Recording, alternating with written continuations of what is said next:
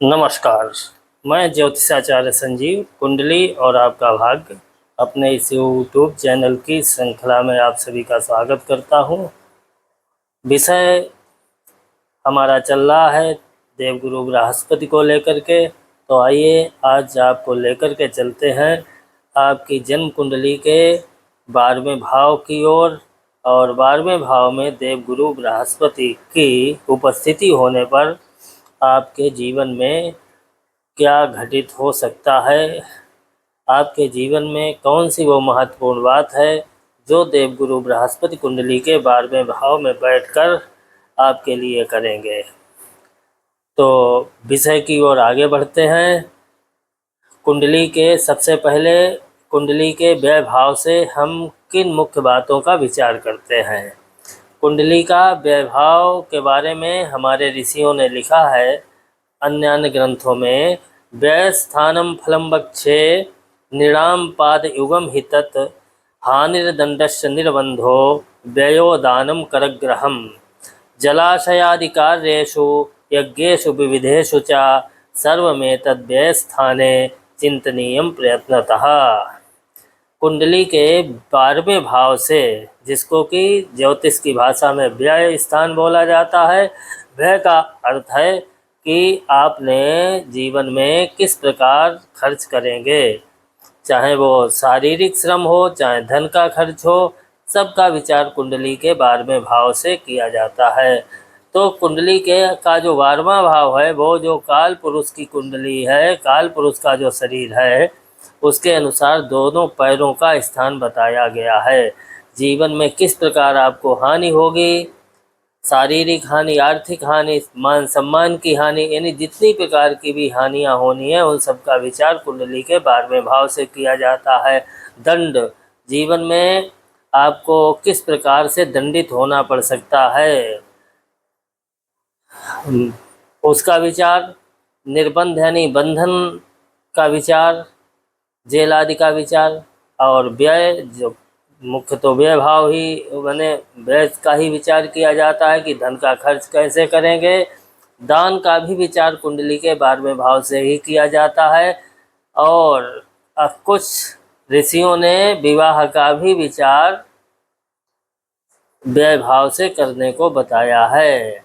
और जलाशय के निर्माण का विचार, जो धार्मिक कार्य हैं, परोपकार के कार्य हैं, उनका विचार, यज्ञ आदि में रुचि का विचार कुंडली के 12वें भाव से किया जाता है। अब कुंडली के 12वें भाव में यदि देवगुरु बृहस्पति हैं तो क्या फल देंगे। इससे पहले तो हमने बताया कि 12वें भाव से क्या क्या विचार किया जाता है। फिर से एक बार हम दोहराते हैं कि कुंडली का जो 12वां भाव है वो काल पुरुष का पैरों का स्थान है। किसी भी प्रकार की हानि, दंड, बंधन, व्यय, दान, विवाह, जलाशय, यज्ञ आदि में व्यय का विचार कुंडली के 12वें भाव से किया जाता है। अब कुंडली के 12वें भाव में यदि देवगुरु बृहस्पति बैठे हुए हैं तो किस प्रकार का फल आपको देंगे। तो सबसे पहले तो एक बात जान लीजिए कि कुंडली के 12वें भाव में देवगुरु बृहस्पति का होना अच्छा नहीं है। किसी भी फलित ज्योतिष के ग्रंथ में बृहस्पति का 12वें भाव में होना अच्छा नहीं बताया गया है। क्योंकि बृहस्पति ज्ञान का प्रतीक है, तो बृहस्पति के प्रभाव से व्यक्ति ज्ञानी जरूर होगा, लेकिन यही बृहस्पति यदि 12वें भाव में बैठ गया तो ज्ञान होते हुए भी वो किसी काम का नहीं। यानी कि देवगुरु बृहस्पति 12वें भाव में बैठकर ज्ञान का दुरुपयोग कराता है, तो ये बहुत अच्छी बात नहीं हुई। ज्ञान का सदुपयोग होना चाहिए जिससे कि उसका लाभ दूसरों को मिले। लेकिन देवगुरु बृहस्पति यदि कुंडली के 12वें भाव में बैठ गए तो व्यक्ति अन्य ग्रहों के प्रभाव से ज्ञानी होने पर भी ज्ञान का दुरुपयोग करेगा, अपनी विद्या का दुरुपयोग करेगा। तो ऋषियों ने ऐसा लिखा है कि नाना चित्तोद्वेगम संजात कोपम पापात्मानम सालसं त्यक्त लज्जम बुद्ध्याहीनम मानवम मानहीनम बागी सोयम द्वादशस्थः करोति। यानी यदि देव गुरु बृहस्पति कुंडली के 12वें भाव में है तो ऐसे व्यक्ति का जो चित्त है अनेक उद्वेगों से युक्त होगा। माने उसका चित्त हर समय उद्वेग से भरा हुआ होगा, चित्त उसका स्थिर नहीं होगा और क्रोधी होगा, पापात्मा होगा, आलसी होगा, लज्जाहीन होगा, बुद्धि और मान सम्मान से हीन होगा। बुद्धि का तो कभी प्रयोग ही नहीं करेगा, उसे अपने मान सम्मान की चिंता नहीं होगी और दूसरों के भी मान सम्मान का कभी भी ध्यान नहीं रखेगा। तो यानी जो भी फलित शास्त्र के ग्रंथ हैं उनमें बृहस्पति का देवगुरु बृहस्पति का 12वें भाव में होना अच्छा नहीं बताया गया है। और मुख्य रूप से हम यहाँ चर्चा करेंगे कि व्यक्ति धन का व्यय कैसे करेगा। जीवन में धन तो कई प्रकार से कमाया जा सकता है और लोग कमाते हैं, क्योंकि कोई परिश्रम से कमाता है तो कोई अन्य प्रकार से धन कमाता है। लेकिन सबसे बड़ी बुद्धिमानी बताई गई है कि व्यक्ति धन का खर्च कैसे करेगा। एक तो परिस्थितियां होती हैं कि कहीं से ग्रहों के प्रभाव से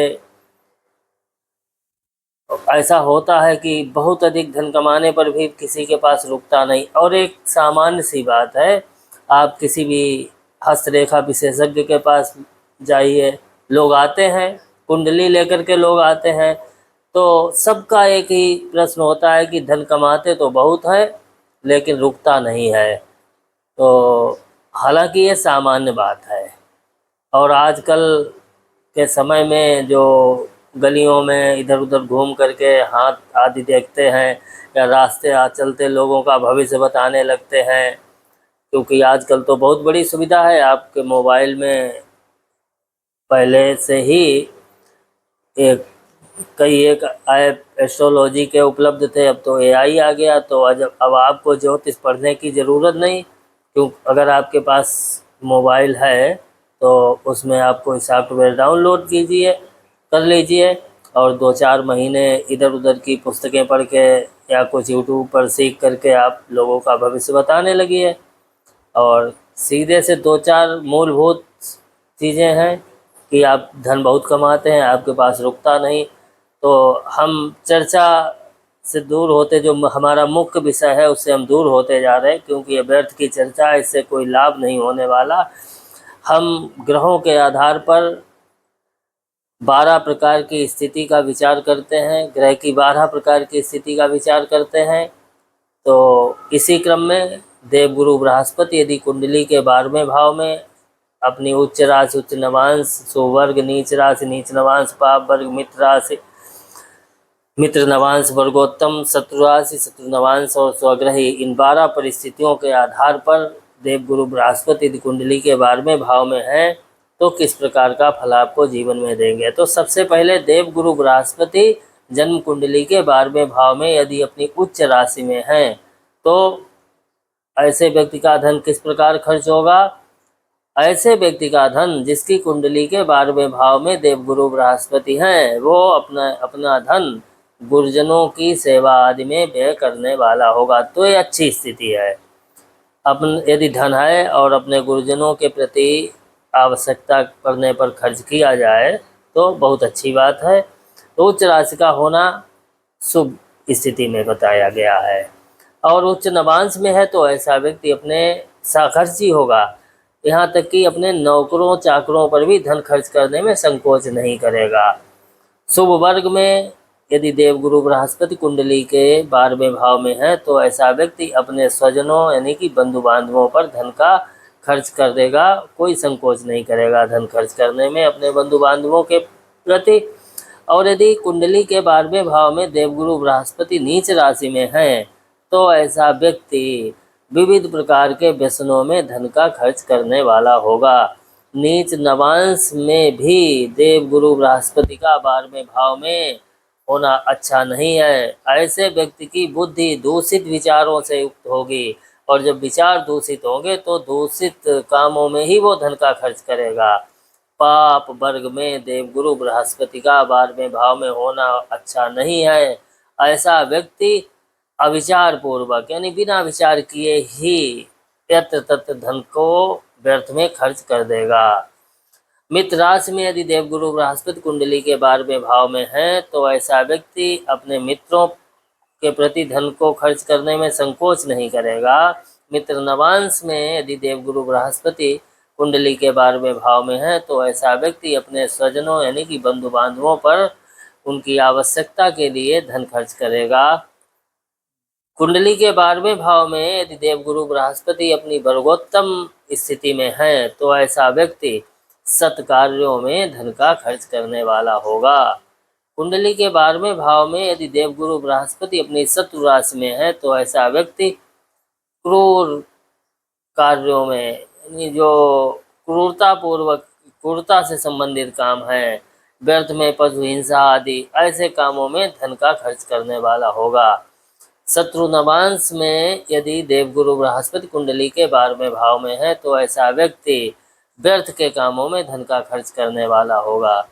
और यदि देवगुरु बृहस्पति कुंडली के 12वें भाव में अपनी ही राशि में बैठे हुए हैं तो ऐसा व्यक्ति अपनी संतान पर मतलब ज़रूरत से ज़्यादा, आवश्यकता से अधिक धन का खर्च करने वाला होगा।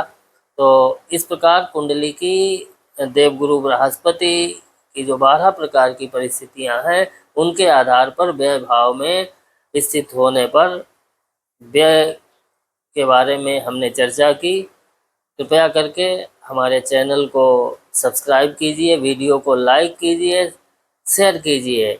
और यदि किसी भी प्रकार की ज्योतिष संबंधी जानकारी के लिए, परामर्श के लिए, अपनी कुंडली के विश्लेषण के लिए, अपने मकान, फैक्ट्री आदि के वास्तु के लिए यदि आप हमसे संपर्क करना चाहते हैं तो कृपया स्क्रीन पर दिए हुए हमारे मोबाइल नंबर पर हमसे संपर्क कीजिए। धन्यवाद।